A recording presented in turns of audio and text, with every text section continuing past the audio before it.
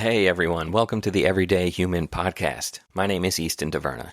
Each day I'll share a reflection written by me and inspired by literature, poetry, music, movies, video games, and more. And after that, I'll share a prompt for you to write your own reflection. Together, we'll explore what it means to be human. Every month, we'll walk a new path, taking a look at life, death, the universe, and everything in between. Thanks for coming along. I'm glad you're here. For more, visit eastontaverna.com or join me on Instagram at _everydayhuman. That it even exists. Hey everyone, it is August 15th. How are you today?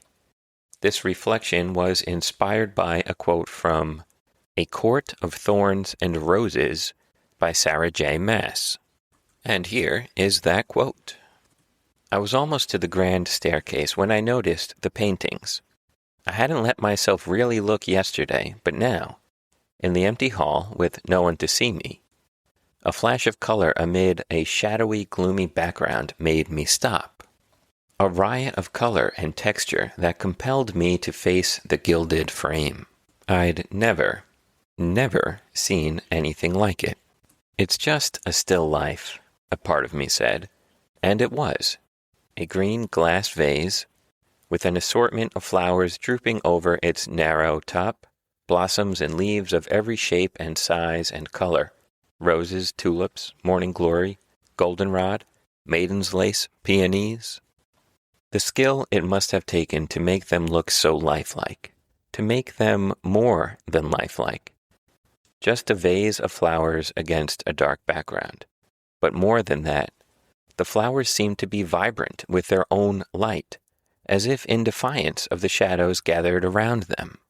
The mastery needed to make the glass vase hold that light, to bend the light with the water within, as if the vase did indeed have weight to it atop its stone pedestal. Remarkable. Isn't it something when you see a painting and it really just stops you?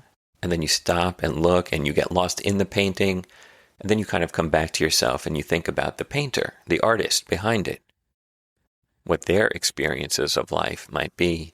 The skill, the time it took to master that skill, to make the painting that made you stop. It is something wonderful. So I really liked this quote. It captures that feeling very nicely. All right, here is my reflection. That art even exists. In all of its wondrous forms, paintings, sculptures, music, dance, theater, cinema, architecture, the written word. It is defined as the expression or application of human creative skill and imagination. It takes the concepts of awe and wonder and makes them real and concrete. Brings them to life through cave paintings, expressionism, musicals, statues that look and appear to flow like humans, through novels that move you to tears and cathedrals that take the breath from your lungs.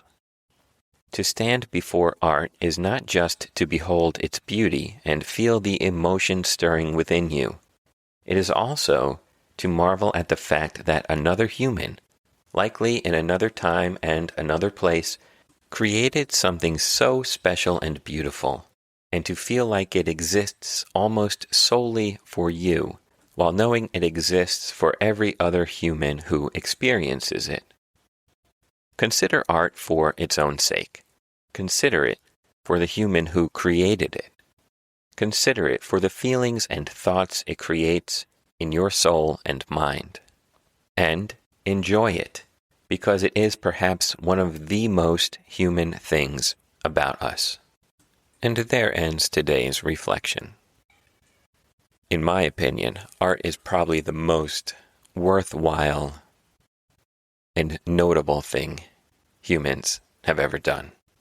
And we have done a lot of great things, but there is something truly special about art, and you could spend a lifetime thinking about it.